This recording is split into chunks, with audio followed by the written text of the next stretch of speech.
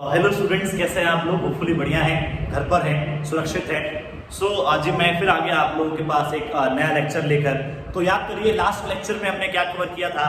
तो last lecture में हमने कवर किया था कोऑर्डिनेशन, और कोऑर्डिनेशन के उस लेक्चर में हमने दो मेन टॉपिक कवर किए थे। उसके मीनिंग और डेफिनेशन को हमने कवर किया था, और जो उसका इंपॉर्टेंस या नीड है कि क्यों जरूरत पड़ती है हमें कोऑर्डिनेशन की, हमने ये लास्ट क्लास में कवर किया था। ठीक है। जो आज की क्लास है, आज की क्लास में हम लोग क्या कवर करने वाले हैं जी? आज के लेक्चर में हम लोग कवर करने वाले हैं उसी कोऑर्डिनेशन के फीचर, नेचर या फिर कैरेक्टरिस्टिक्स को। ठीक है सर, ये फीचर, नेचर, कैरेक्टरिस्टिक्स तीन नाम है। हाँ जी, तीनों का मतलब एक ही होता है। चाहे फीचर के नाम से पेपर में आए, नेचर के नाम से आए, कैरेक्टरिस्टिक्स के नाम से आए, किसी भी नाम से आए, आपको सेम आंसर लिखना है। और याद करिए, मैंने आपको पहले के लेक्चर्स में बता रखा है कि जब भी कैरेक्टरिस्टिक्स या नेचर की बात होगी तो नेचर क्या होता है सर, कैरेक्टरिस्टिक्स क्या होता है सर?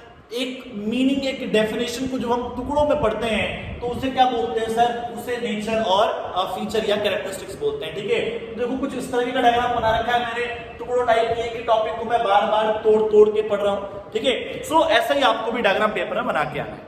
ठीक है जी, शुरू करें। चलिए गाइस, शुरू करते हैं। पहला जो फीचर है कोऑर्डिनेशन का, वो है इंटीग्रेट्स ग्रुप एफर्ट्स। क्या है जी? Integrates group efforts. Sir, group efforts को इंटीग्रेट्स करना। Sir, what is the meaning of integrates? तो जो इंटीग्रेट्स का मतलब होता है जोड़ना। क्या होता है जी? जोड़ना। ठीक है, तो भाई कोऑर्डिनेशन का काम क्या है?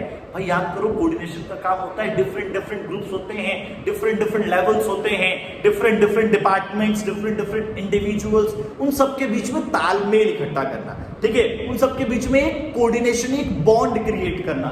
तो भाई वही तो लिखा है यहाँ पर। सर, कोऑर्डिनेशन क्या करता है? कोऑर्डिनेशन इंटीग्रेट करता है। सर, किसको इंटीग्रेट करता है? ग्रुप के एफर्ट्स को। डिफरेंट डिफरेंट कंपनी में ग्रुप्स काम कर रहे होते हैं, उन सारे ग्रुप्स के एफर्ट्स को इकट्ठा करेगा। एग्जांपल देता हूं सर, प्रोडक्शन डिपार्टमेंट प्रोडक्शन कर रहा है। ठीक है, अब सेल्स डिपार्टमेंट को सेल्स करनी है, तो कैसे पॉसिबल होगा? सेल्स डिपार्टमेंट सेल्स कैसे कर पाएगी? जब कोऑर्डिनेशन बीच में आएगा और प्रोडक्शन डिपार्टमेंट के एफर्ट्स को, प्रोडक्शन डिपार्टमेंट के आउटपुट को कोऑर्डिनेट कर देगा, इंटीग्रेट कर देगा। किससे? सेल्स डिपार्टमेंट से। ठीक है, तो क्या होगा? कोऑर्डिनेशन क्या करता है? कोऑर्डिनेशन सर वेरियस डिपार्टमेंट्स के एफर्ट्स को जोड़ता है ताकि गोल्स को अचीव किया जा सके। ठीक है, समझ में आ गया? तो भाई coordination integrates group efforts, right? ठीक है, चलिए आगे बढ़ते हैं। Next, ensures unity of action. Ensures unity of action. तो सर, कोऑर्डिनेशन का काम क्या होता है? भाई यूनिटी ऑफ एक्शन का मतलब यूनिटी ऑफ डायरेक्शन से है। यहाँ पर यूनिटी ऑफ एक्शन का मतलब क्या है सर? यूनिटी ऑफ एक्शन का मतलब है unity of direction.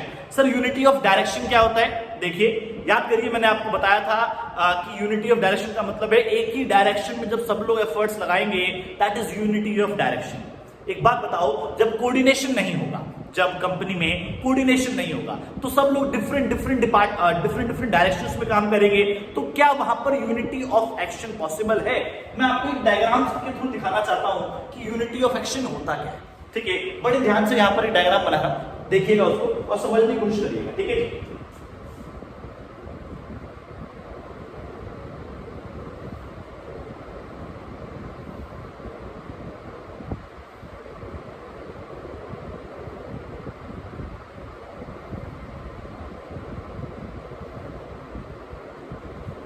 This is known as unity of action. Sir, इसको यूनिटी ऑफ एक्शन कहते हैं। सर, क्या मतलब? वो देखो, कंपनी में जितने भी लोग हैं, जितने भी एम्प्लॉयज हैं, पूरी कंपनी के अंदर सबका काम एक ही डायरेक्शन में हो रहा है। ठीक है जी, तो मतलब क्या हुआ सर कि कैसे हो पा रहा है एक ही डायरेक्शन में काम? क्योंकि इनके बीच में तालमेल है। ठीक है, जिनके बीच में क्या है? तालमेल है, कोऑर्डिनेशन है। कोऑर्डिनेशन है, इसलिए यूनिटी ऑफ एक्शन पॉसिबल है। एक ही एक्शन में, एक ही डायरेक्शन में वो लोग काम कर पा रहे हैं। अगर सर कोऑर्डिनेशन नहीं होता तो क्या होता है, ये बता दो जरा। तो भाई देखो, एक और डायग्राम बनाता हूं आप लोगों के लिए।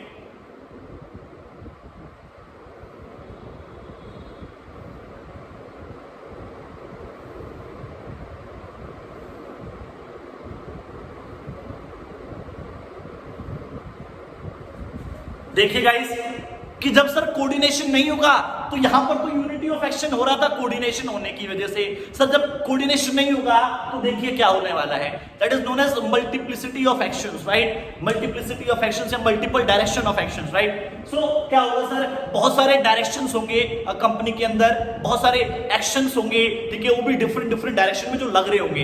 होना क्या चाहिए सर, एक ही डायरेक्शन में काम करेंगे तो गोल जल्दी अचीव होगा, ठीक है। एक ही डायरेक्शन में गोल काम करने के लिए क्या चाहिए सर, एक ही डायरेक्शन में काम करने के लिए हमें कोऑर्डिनेशन चाहिए, ठीक है। क्या होना चाहिए सर, कोऑर्डिनेशन होना चाहिए, ठीक है। So coordination ensures unity of action. Coordination क्या करता है sir, unity of action ensure करता है कि हम लोग एक ही डायरेक्शन में काम कर पाए, ठीक है। कोऑर्डिनेशन नहीं होगा, तालमेल नहीं होगा लोगों के बीच में, तो वो लोग डिफरेंट डिफरेंट डायरेक्शन में काम करेंगे।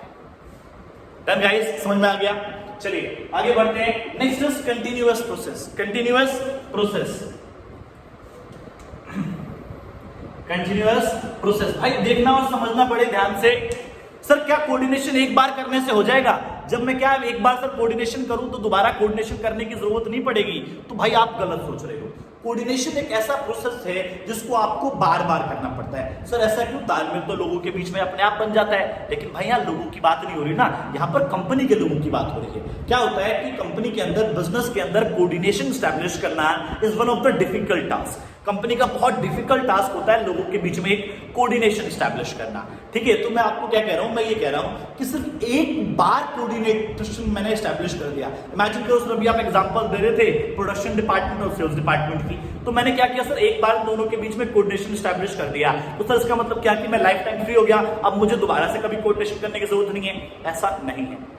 कोऑर्डिनेशन क्या होता है? कोऑर्डिनेशन एक ऐसी बहुत ही बारीक धागा होता है जो बार बार टूटता रहता है, ठीक है। तो आपको बार बार लोगों के बीच में, डिपार्टमेंट्स के बीच में, लेवल्स के बीच में कोऑर्डिनेशन स्टैब्लिश करना पड़ेगा, ताकि क्योंकि देखो क्या होता है, कोऑर्डिनेशन में अगर हल्का सा भी 19-20 हुआ ना, तो पूरी कंपनी जो है वो खराब हो जाएगी, पूरी कंपनी के जो गोल्स है वो खराब हो जाएंगे, ठीक है। तो होना क्या चाहिए सर, सभी लोगों को साथ मिलके गोल को अचीव करना चाहिए, ठीक है। सो एक बार नहीं करना, हमें कोऑर्डिनेशन बार बार परफॉर्म करना पड़ेगा, क्योंकि जो कोऑर्डिनेशन है वो बार बार टूटता रहता है, ठीक है। So coordination is a continuous process. Why?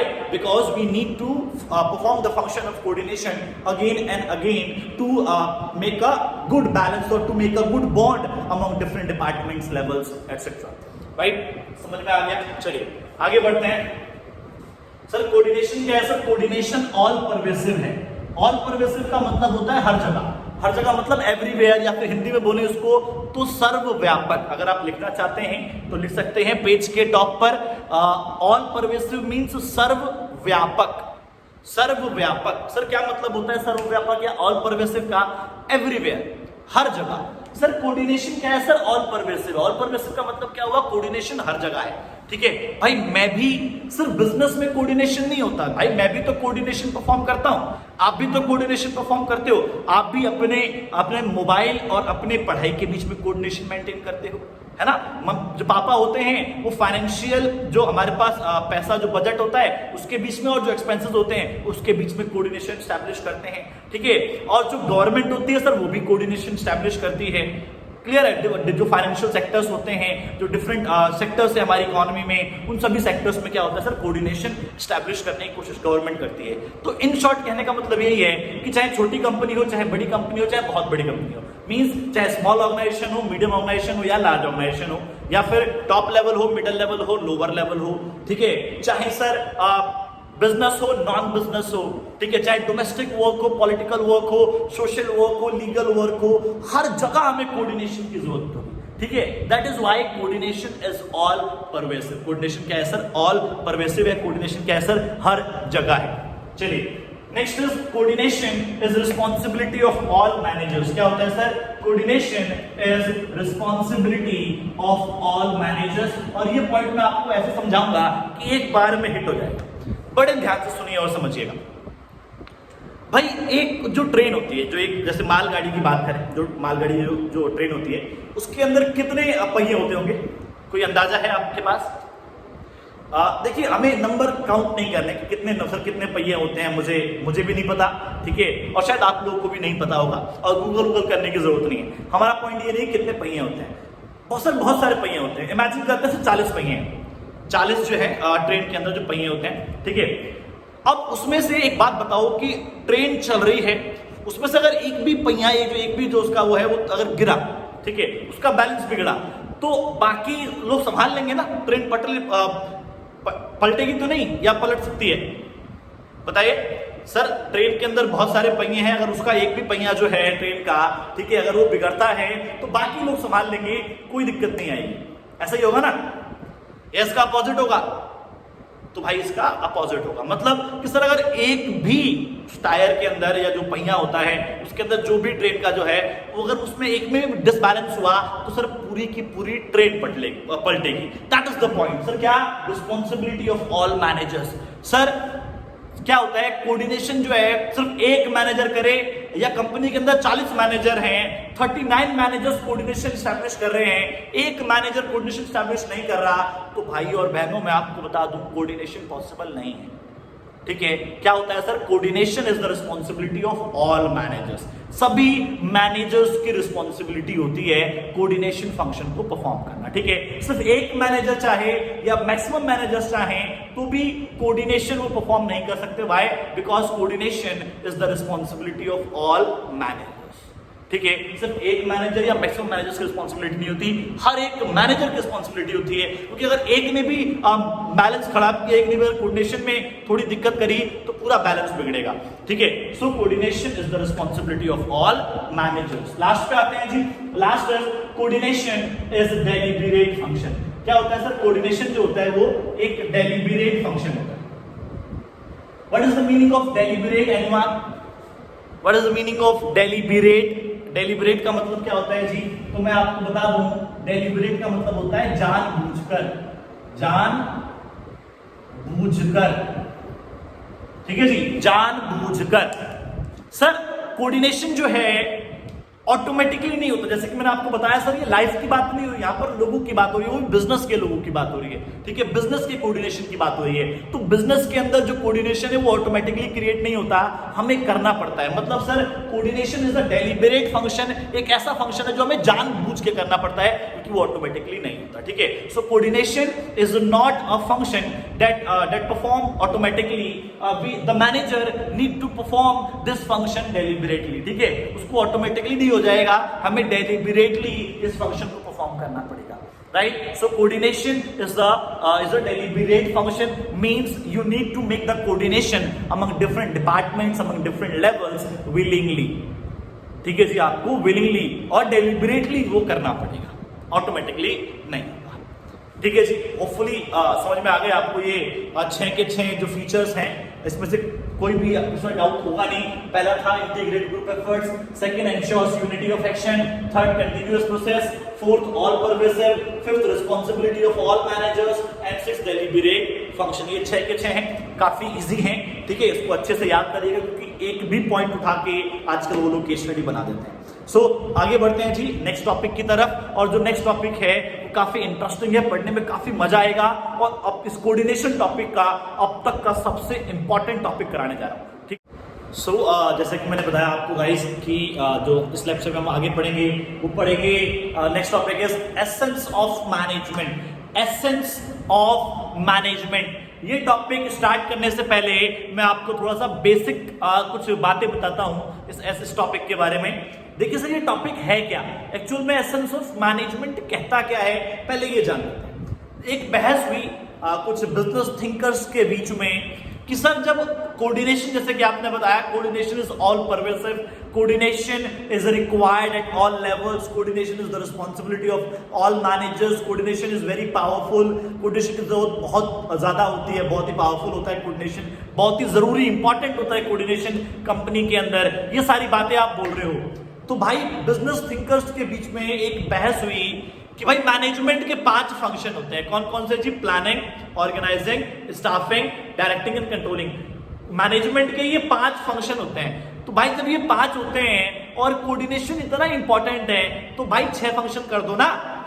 सवाल ये था कि भाई कोऑर्डिनेशन इतना ही इंपॉर्टेंट है तो मैनेजमेंट के 5 ही फंक्शन क्यों हैं?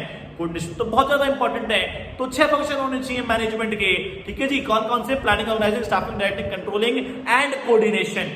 ठीक है, लेकिन बहुत लोगों ने अपोज किया कि coordination should not be the separate function of management. कई लोगों का सवाल क्या था, coordination should be the separate function of management. Coordination क्या होना चाहिए सर, एक सेपरेट फंक्शन होना चाहिए मैनेजमेंट का, जबकि बाकी लोग क्या अपोज कर रहे थे, no coordination should not be the separate function of management. ठीक है, हमें इन दोनों की बातों में कौन सच कह रहा है, किसका जो तर्क है वो बेटर है, हमें ये समझना है। ठीक है, और हमें जस्टिफाई करना है कि हु इज करेक्ट। तो भाई सवाल ये, हम टॉपिक यहां शुरू करेंगे कि क्या कोऑर्डिनेशन को एक सेपरेट फंक्शन होना चाहिए या नहीं होना चाहिए। Is coordination B the separate function of management. क्या कोऑर्डिनेशन जो है मैनेजमेंट का एक सेपरेट फंक्शन है या नहीं है, होना चाहिए या नहीं होना चाहिए। तो भाई मेरे हिसाब से नहीं होना चाहिए। क्यों नहीं होना चाहिए जी, एक बात बताओ, क्या बात हो रही है कि सर कोऑर्डिनेशन मैनेजमेंट के 5 फंक्शन होते हैं, planning, organising, staffing, directing, controlling. ठीक है, प्लानिंग अलग होता है, ऑर्गेनाइजिंग अलग होता है, स्टाफिंग अलग होता है, डायरेक्टिंग अलग होता है, कंट्रोलिंग अलग होता है। और आपको एक बात मैं बता दूं कि कोऑर्डिनेशन की जरूरत तो सिर्फ प्लानिंग में भी पड़ती है, कोऑर्डिनेशन की जरूरत तो ऑर्गेनाइजिंग में भी पड़ती है, स्टाफिंग में भी पड़ती है, डायरेक्टिंग में भी और कंट्रोलिंग में भी। तो भाई जब पांचों के अंदर कोऑर्डिनेशन की जरूरत है तो आप इसे सेपरेट कैसे कर सकते हो, सेपरेट नहीं कर सकते। एक बार और समझाता हूं सर, जब कोऑर्डिनेशन मैनेजमेंट के 5 फंक्शन है, planning, organising, staffing, directing, controlling, और कोऑर्डिनेशन की जरूरत तो इन 5 फंक्शन में पड़ेगी, तो क्या आप कोऑर्डिनेशन को एक सेपरेट फंक्शन कर सकते हो जब इसकी जरूरत हर जगह है? तो भाई नहीं कर सकते। क्यों नहीं कर सकते sir? Because coordination is required in all managerial function. क्योंकि sir coordination is required in all managerial function. Coordination की जरूरत हर एक मैनेजमेंट के फंक्शन में होती है, इसीलिए इसको हम सेपरेट नहीं कर सकते। तो टॉपिक क्या है? Coordination is not the separate function of management. Coordination should not B should be the separate function of management because it is the essence of management. Essence का मतलब बहुत ही ज्यादा इंपॉर्टेंट है मैनेजमेंट के लिए, इसलिए इसको हम सेपरेट फंक्शन नहीं कर सकते। एसेंस इसलिए है क्योंकि इसकी जरूरत planning, organising, staffing, directing, controlling हर जगह होती है, मैनेजमेंट के हर फंक्शन में होती है, इसीलिए coordination should not be the separate function of management. तो भाई देखो 2 रीजन है। अब सर होना क्या चाहिए, क्या जस्टिफाई कैसे करेंगे? So coordination should not be the separate function of management because of the following 2 reasons. Sir 2 reason दे रहा हूं मैं, इन 2 रीजंस की वजह से कोऑर्डिनेशन एक सेपरेट फंक्शन नहीं हो सकता क्योंकि it is the essence of management. Sir वो 2 रीजन क्या है? पहला रीजन तो ये रहा, coordination is required in all managerial function, and दूसरा रीजन भाई ये रहा, coordination is required at all levels of management. Coordination is required at all levels of management। Sir coordination की जरूरत हर एक मैनेजरियल लेवल पर होती है, ठीक है, इसीलिए सर क्या है, ये 2 रीजंस की वजह से कोऑर्डिनेशन सेपरेट फंक्शन नहीं हो सकता। ठीक है, चलिए अब एक एक करके डिटेल में पढ़ते हैं इन पॉइंट्स। तो पॉइंट क्या है भाई, कोऑर्डिनेशन सेपरेट फंक्शन क्यों नहीं होना चाहिए? Because it is required in all managerial function. Sir managerial functions कितने होते हैं? तो आपको पता होगा मैनेजरियल फंक्शंस 5 होते हैं, पोस्ट डीसी। ठीक है, कहने का मतलब क्या हुआ सर, क्या इन 5 में कोऑर्डिनेशन है? क्या कोऑर्डिनेशन इन 5 फंक्शन में है? तो हाँ जी है। चलिए देखते हैं कैसे है। पहला है प्लानिंग। पहला क्या है जी? प्लानिंग। तो सर क्या प्लानिंग के अंदर कोऑर्डिनेशन की जरूरत पड़ती है? हाँ जी पड़ती है। सर कैसे पड़ती है ये बताओ। देखो, for objectives and available resources. For objectives and available resources क्या मतलब हुआ सर इसका?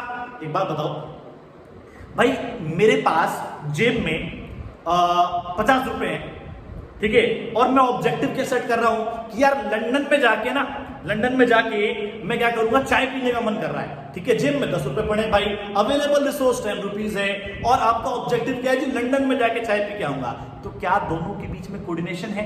जो आपका ऑब्जेक्टिव है और जो अवेलेबल रिसोर्स है, क्या दोनों के बीच में कोऑर्डिनेशन है? तो नहीं है सर। होना क्या चाहिए सर, जो आप ऑब्जेक्टिव सेट कर रहे हो और जो रिसोर्सेज आपके पास अवेलेबल हैं, उन दोनों के बीच में क्या होना चाहिए सर? उन दोनों के बीच में कोऑर्डिनेशन होना चाहिए। ठीक है, तो समझ में आया प्लानिंग के अंदर कहां कोऑर्डिनेशन की जरूरत पड़ती है? तो भाई प्लानिंग के अंदर कोऑर्डिनेशन की जरूरत ऑब्जेक्टिव्स और अवेलेबल रिसोर्सेज के बीच में पड़ती है।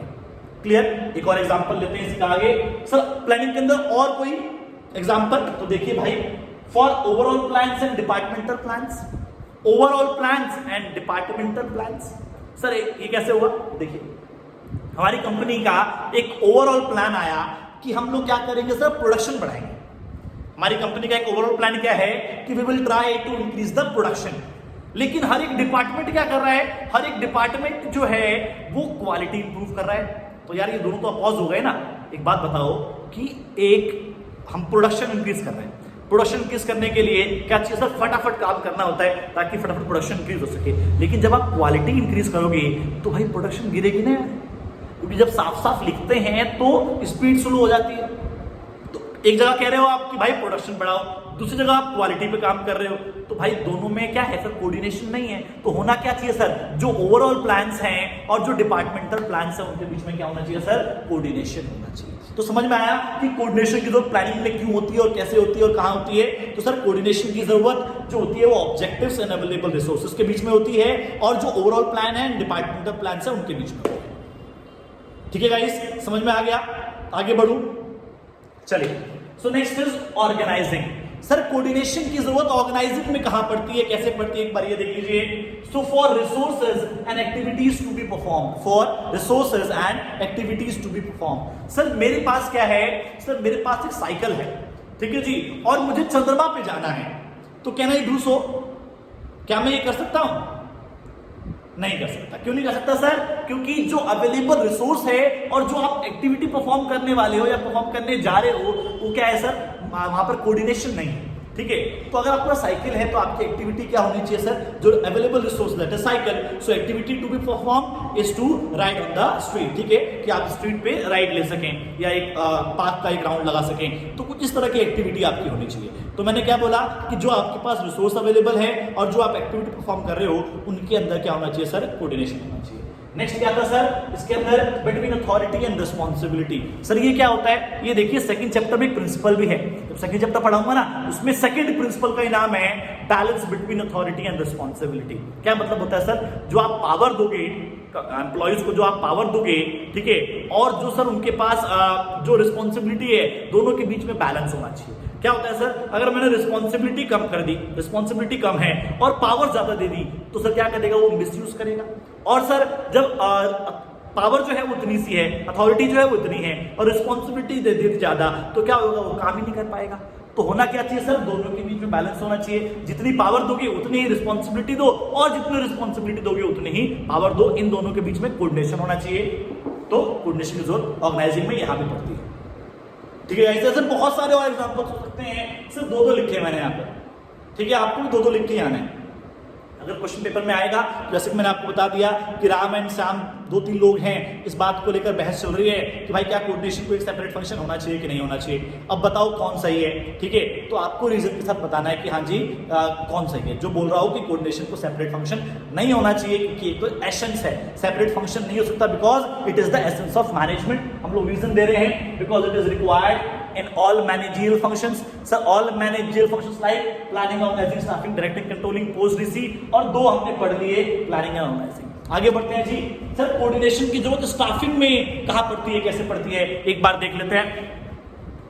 So for skills of workers and job assigned to them, तो सर जो वर्कर स्किल्स होती हैं और जो हम उनको वर्क देते हैं उन दोनों के बीच में क्या होना चाहिए सर, कोऑर्डिनेशन होना चाहिए। जस्ट फॉर एग्जांपल सर एक इंसान ने एमबीबीएस कर रखी है, एमबीबीएस कर रखी है, ठीक है, और मैंने क्या किया, उसको अकाउंट्स दिया। मैंने बोला भाई अकाउंट पूरे कर, हमारी कंपनी के अकाउंट्स बना।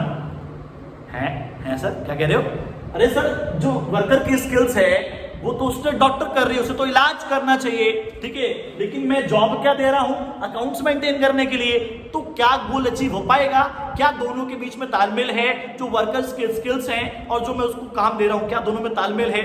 नहीं है सर। तो कोऑर्डिनेशन की जरूरत कहां होती है कि सर वर्कर्स की जो स्किल्स होती हैं और जो हम उन्हें काम दे रहे हैं उनके बीच में तालमेल होना चाहिए।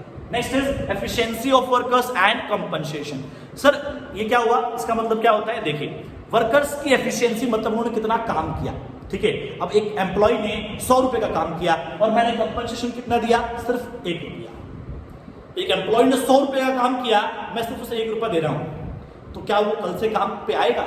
नहीं आएगा भाई। क्यों नहीं आएगा? क्योंकि जो आप उसने एफिशिएंसी दिखाई, जो उसने काम किया, जो परफॉर्मेंस करी और जो उसको कंपनसेशन मिला, दोनों में कोऑर्डिनेशन नहीं है। तो होना क्या चाहिए सर, उसकी एफिशिएंसी और उसकी कंपनसेशन में कोऑर्डिनेशन होना चाहिए। ठीक है जी, आगे बढ़ते हैं। Next is coordination is required in directing. Sir directing के अंदर कोऑर्डिनेशन की जरूरत कैसे पड़ती है? तो भाई देखिए, order, instructions and suggestions. Among order, instructions and suggestion. तो एक एग्जांपल लेते हैं फिर से। भाई मैं आप सबको एक ऑर्डर देता हूं कि कल जो है आपको चैप्टर नंबर 10 पढ़ना है, ठीक है जी, ये ऑर्डर दिया मैंने। इंस्ट्रक्शंस ये दी कि भाई आपको टीवी चला के पढ़ना है, ठीक है, और सजेशन ये दे रहा हूं कि किताब नहीं खुलनी चाहिए। हैं सर क्या कह रहे हो आप, कुछ समझ में नहीं आ रहा। तो भाई यही दैट इज द पॉइंट। क्या मतलब सर कि जो मैं ऑर्डर दे रहा हूं वो कुछ और दे रहा हूं, जो इंस्ट्रक्शंस दे रहा हूं वो कुछ और दे रहा हूं, और क्या कहते हैं जो सजेशंस दे रहा हूं वो कुछ और दे रहा हूं, तीनों में तालमेल नहीं है। तो होना क्या चाहिए सर, जो ऑर्डर दिया जाए उसी के हिसाब से इंस्ट्रक्शंस होनी चाहिए और उसी के हिसाब से सजेशंस भी होने चाहिए, ठीक है। तीनों के बीच में क्या होना चाहिए, तालमेल होना चाहिए, ठीक है guys. So there should be a coordination among order, instruction and suggestion in directing. Directing के अंदर ऑर्डर, इंस्ट्रक्शंस एंड सजेशंस के बीच में कोऑर्डिनेशन होना चाहिए। और क्या sir, between superior and subordinate. Superior कौन होता है भाई, पता है आपको? नहीं पता? चलिए एक बार मैं बता देता हूं आप लोगों को सुपीरियर कौन होता है। तो भाई मेरी कंपनी में मेरी पोस्ट से ऊपर जितने भी लोग हैं उन्हें मैं सुपीरियर बोलता हूं, और मेरी पोस्ट से नीचे जितने भी लोग हैं उन्हें मैं सबऑर्डिनेट कहता हूं, ठीक है। तो भाई मेरे सुपीरियर और सबऑर्डिनेट्स के बीच में क्या होना चाहिए सर, कोऑर्डिनेशन होना चाहिए। अब भाई मान लो मालिक और नौकर के बीच में, सुपीरियर और सबऑर्डिनेट के बीच में अगर कोऑर्डिनेशन नहीं होगा तो गोल अचीव नहीं हो पाएगा, ठीक है। अगर मान लो आपके और मेरे बीच में कोऑर्डिनेशन नहीं है तो शायद आप पढ़ ही नहीं पाओगे, समझ ही नहीं पाओगे क्या समझाना चाह रहा हूं। हम दोनों के बीच में क्या होना चाहिए सर, एक कोऑर्डिनेशन होना चाहिए। सिमिलरली बिजनेस के अंदर होना चाहिए, जो सुपीरियर है और सबऑर्डिनेट है उन दोनों के बीच में कोऑर्डिनेशन होना चाहिए, ठीक है। तो coordination is required in directing. Last is controlling. Sir coordination की जरूरत कंट्रोलिंग में कैसे पड़ती है, कहां पड़ती है, क्यों पड़ती है? तो भाई देखिए, between standards and actual performance. Sir मैंने स्टैंडर्ड सेट किया कि आज आपको 100 शर्ट बनानी है, आपकी एक्चुअल परफॉर्मेंस आई 80, क्या दोनों में तालमेल है? तो सर नहीं है। तो होना क्या चाहिए कि जो आपके स्टैंडर्ड्स हैं वही आपकी एक्चुअल परफॉर्मेंस भी होनी चाहिए, दोनों में तालमेल होना चाहिए, ठीक है। So coordination is required among standards and actual performance, right. Next is between deviation and corrective action. Sir deviation क्या आया? डेविएशन ये आया कि भाई आप क्या कर रहे थे, आप व्हाट्सएप और फेसबुक चला रहे थे, ये आपका डेविएशन और ये आपके डेविएशन का रीजन है, ठीक है। तो व्हाट्सएप फेसबुक चला रहे थे, इसकी वजह से क्या है कि बनने चाहिए थे 100 शर्ट, बनाई आपने 80। सर ये कमी क्यों आई? क्योंकि आप व्हाट्सएप और फेसबुक यूज कर रहे थे। तो मैंने करेक्टिव एक्शन क्या लिया, आपका टीवी का केबल कटवा दिया है। सर जब व्हाट्सएप और फेसबुक चला रहा हूं तो आपको फोन छीनना चाहिए था, आप टीवी का केबल क्यों कटवा रहे हो? सर यही तो कह रहा हूं मैं कि कोऑर्डिनेशन नहीं है इसके बीच में, क्योंकि सर जो डेविएशन है उसमें और जो करेक्टिव एक्शन होता है उसके बीच में तालमेल होना चाहिए। मतलब कि डेविएशन आया था व्हाट्सएप और फेसबुक, तो करेक्टिव एक्शन क्या होना चाहिए, फोन को छीनना, ठीक है। तो जो डेविएशन है और जो करेक्टिव एक्शन है उनके बीच में क्या होना चाहिए सर, कोऑर्डिनेशन होना चाहिए। क्लियर है गाइस? तो देखिए जैसे कि मैंने आपको दिखा दिया, पढ़ा दिया कि भाई coordination is required in all managerial function. Coordination को एक सेपरेट फंक्शन हम इसलिए नहीं बना सकते क्योंकि coordination is the essence of management, it can not be separated. इसको सेपरेट नहीं कर सकते because it is required in each and every function, because it is required in each and every function, ठीक है। इसका एक पार्ट और भी है छोटा सा कि sir coordination is required at all levels. कितने लेवल्स होते हैं जी? 3 लेवल्स होते हैं, ठीक है। कौन कौन से? टॉप लेवल, मिडिल लेवल और ऑपरेशनल लेवल, जिसको हम लोअर लेवल भी कहते हैं, ठीक है। तो भाई क्या कोऑर्डिनेशन टॉप लेवल पे चाहिए? सर क्या कोऑर्डिनेशन टॉप लेवल पे चाहिए? हाँ जी सर चाहिए। जितने भी टॉप लेवल के लोग हैं उनके बीच में कोऑर्डिनेशन होना चाहिए। क्या सर टॉप लेवल और मिडिल लेवल के बीच में कोऑर्डिनेशन होना चाहिए? हाँ जी सर दोनों के बीच में होना चाहिए। क्या सर मिडिल लेवल और लोअर लेवल के बीच में कोऑर्डिनेशन होना चाहिए? हाँ जी सर बिल्कुल होना चाहिए। तो वही तो अभी कह रहा हूं सर क्या कि coordination is required at all levels of management, चाहे वो टॉप लेवल हो, चाहे मिडिल लेवल हो, चाहे लोअर लेवल हो, चाहे तीनों ही लेवल्स के आपस में कोऑर्डिनेशन की जरूरत हो, ठीक है।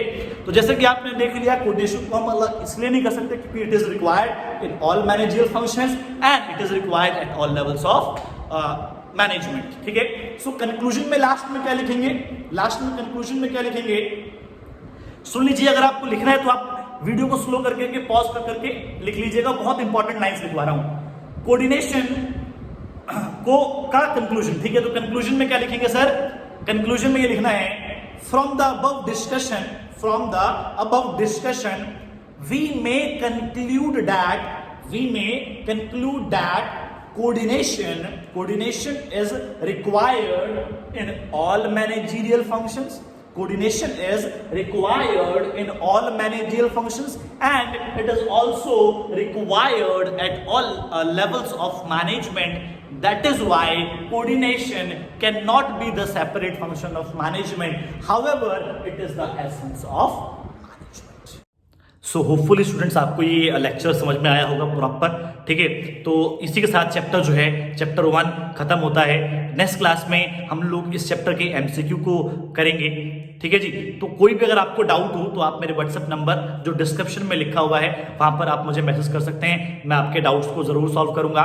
और अगर आप मिशन 100 क्लासेस पे रेगुलर लाइव क्लासेस चाहते हैं, क्योंकि आपको पता ही है सर इस पेंडेमिक सिचुएशन में स्कूल्स बंद हैं, इंस्टीट्यूट्स बंद हैं, तो अच्छे से प्रॉपर पढ़ाई नहीं हो पा रही, लेकिन हमारी टीम जो है रेगुलरली लगी हुई है आप लोगों के एजुकेशन में कोई दिक्कत ना आए इसके लिए।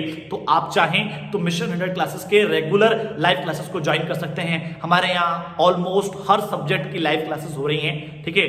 तो तब तक के लिए घर पर रहें, सुरक्षित रहें, अपना ख्याल रखें, अपने परिवार वालों का ख्याल रखें। जय हिंद, जय भारत।